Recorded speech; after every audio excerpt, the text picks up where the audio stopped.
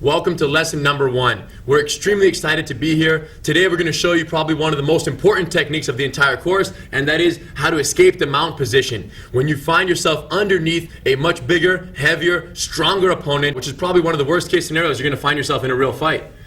Let me demonstrate. So from here, of course, fights start standing up. We know that.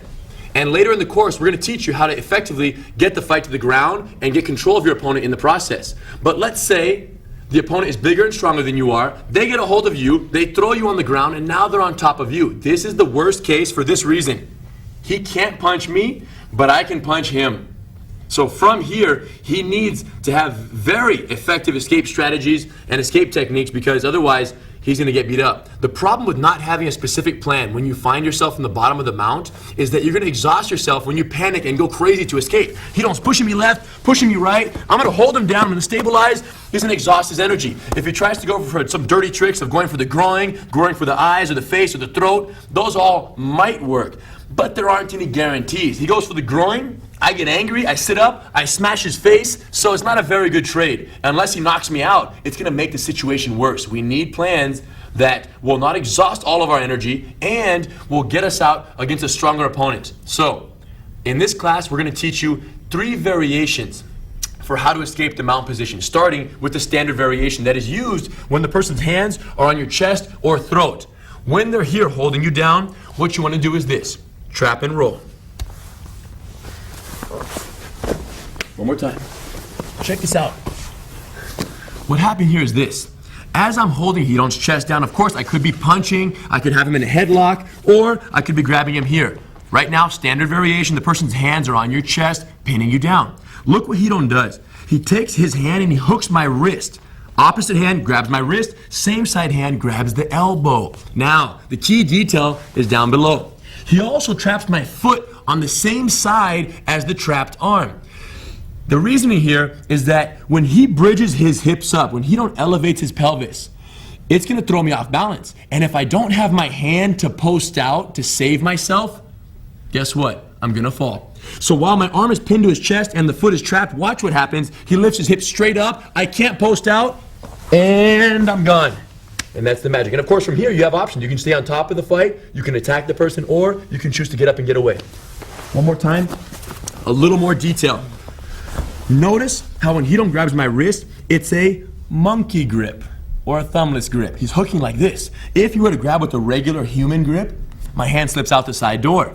When you hook with a monkey grip, you have much more leverage, preventing them from posting their hand out. And the most amazing part is, even against a much stronger opponent, the person on the bottom has more leverage to prevent my arm from slipping out, because he's using all the muscles of his back and I'm using the small shoulder muscles here to put my hand out. He's going to win every time. So if the hand's on your chest, this is the best way to trap it. The other hand grabs behind the elbow. Now, there are 2 ways you can do that, the right way and the wrong way. If Hidon grabs like that, my arm can pull out and I can break free and post my hands out and prevent the rollover. If when he grabs the wrist and grabs the elbow, he grabs the back of the elbow as if he was holding a glass of water. If he holds it like this, I can't pull my arm out the back, I can't post my hand out laterally, so my arm is completely trapped in this situation. Look at the foot trap. Hidon places his foot right next to my foot and he angles his knee slightly to the outside. You don't want to have, go for a sec. You don't want to put your foot here and have your knee kind of bent like that. This is very uncomfortable and ineffective as a leg trap. So what happens is, if their foot is here, you want to go out and kind of drag it to the middle, kind of bring it in close to your hips. Once you have that foot trap, keep your knee slightly pointed out, and while remaining controlled on the wrist and elbow and foot, he's going to slowly bridge his hips up as high as he can. Gravity takes over, and he rolls right to his knees. Notice, when I'm on the bottom, notice my elbow right here.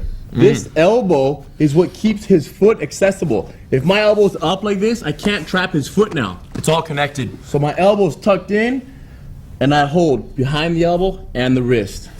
The arm is very well trapped right here. Now, Hidon's holding my arm snug, but he's not wasting every ounce of energy. He's holding it just tight enough to where I can't post my hand out. And that changes for everyone, so make sure you try and have the top person try to post their hand out. Right now, I'm trying to post out, but there's no way, because his leverage is far too great.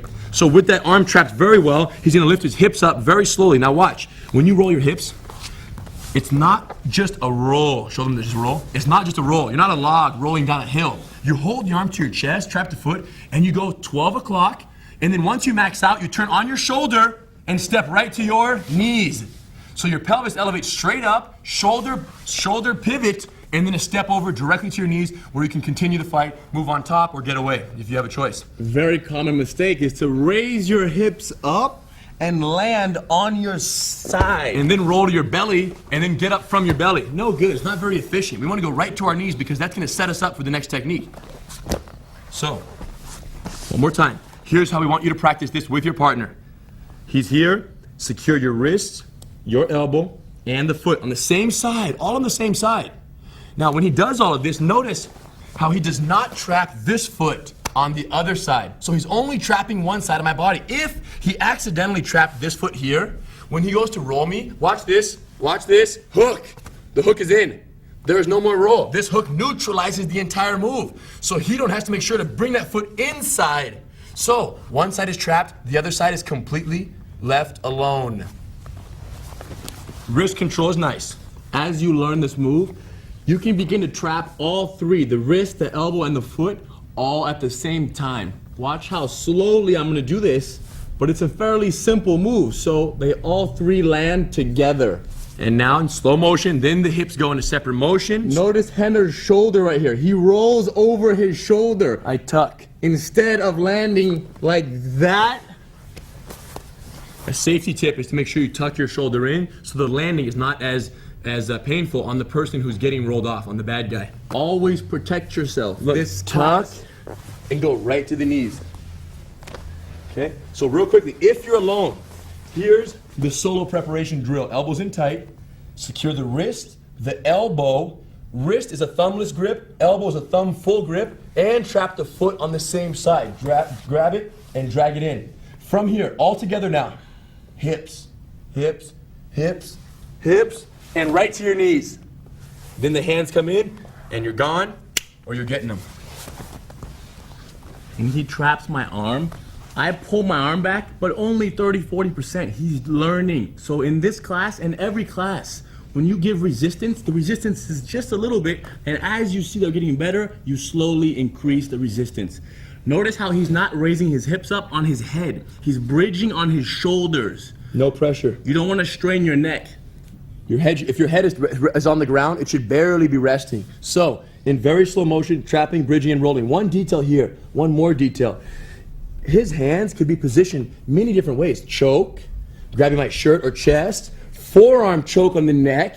Any one of these is standard variation. Trap the arm right to your chest. Anytime the arm is placed in front of your chest, it falls in the standard category. So, that's when you would use the wrist, elbow, and foot trap. Again, drag the foot in, hips straight up, max out with the hips, and go right to your knees and get ready to back up or jump on.